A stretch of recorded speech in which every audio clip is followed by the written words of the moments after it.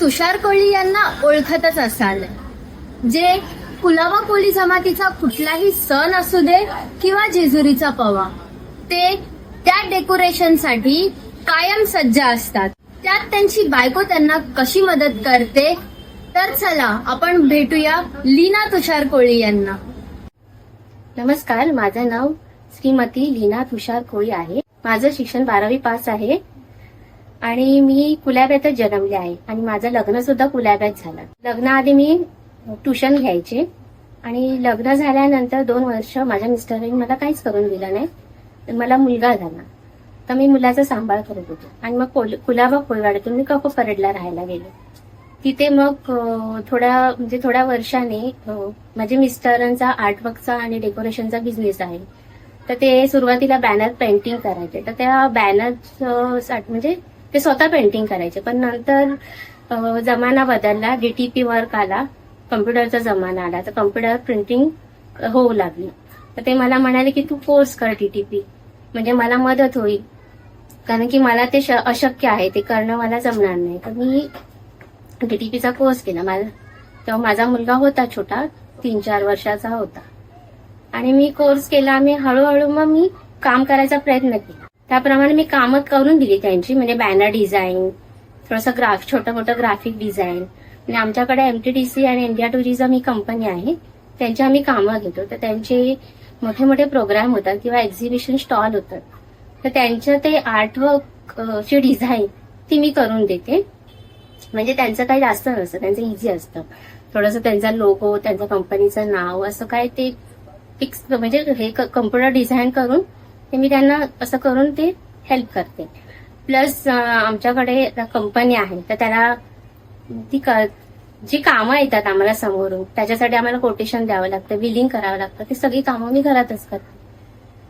तर का आता माझं थोडंफार शिक्षण असल्यामुळे मला मदत झाली कामामध्ये आणि ते करून मी माझ्या मुलांना सुद्धा सांभाळ केला. आणि त्यानंतर मला मुलगी झाली, तिचाही त्याच प्रकारे त्याच प्रकारे दोघांचं शिक्षण आणि ते काम सांभाळू शकले. आणि मध्ये जर एखादं काम नसेल तर मी माझ्या मुलांच्या अभ्यासाकडे लक्ष देत असते. आपण कोळी असून पुढची पिढी शिक्षणाकडे वळत आहे, त्यांना काय सांगाल तुम्ही?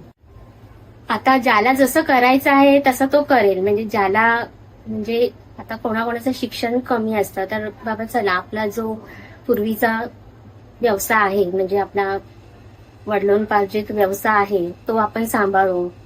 तर कोणी ते सांभाळतं आणि कोण शिक्षणात पुढे जात आहे, मग ती शिक्षणाच्या संदर्भात ते त्याप्रमाणे त्यांची नोकरी करतात.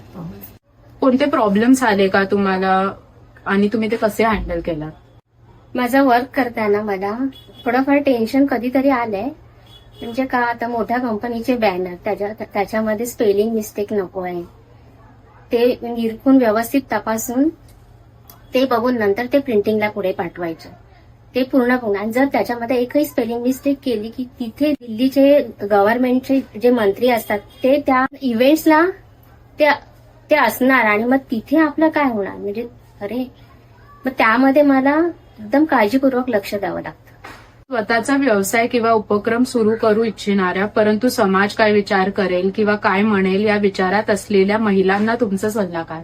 कोणाकोणाला असं वाटतं, अरे काय मच्छी कशी विकायची किंवा फुलं कशी विकायची, अरे मी हा बिझनेस कसा स्टार्ट करू, लोक हसतील मला. पण त्यांचा विचार न करता ते लोक नाही येणार तुमची पोटा भरायला. तुमचं जे काय आहे उदरनिर्वाह तुम्हालाच करायचा आहे, तुम्ही ते ठरवायचं. तुमचे काय छंद आहे? छंद म्हणजे मला फिरण्याचा आणि फिल्म नाटक बघण्याचा हा छंद आहे. आणि कुठे आपलं काही फंक्शन असेल किंवा आपली जे देवकार्य असेल तिथे असं आवडीने म्हणजे नाच व काम म्हणजे आपलं पार्टिसिपेट करायला आवडतं. आता माझे बोलणे संपवते आहे मी. कुलाबा कोळी जमातीचे मी आभार मानत आहे, कारण की त्यांनी मला माझ्या करिअरबद्दल बोलण्याची संधी दिली. त्यांचे मनपूर्वक आभार. पण नाही गेलं तरी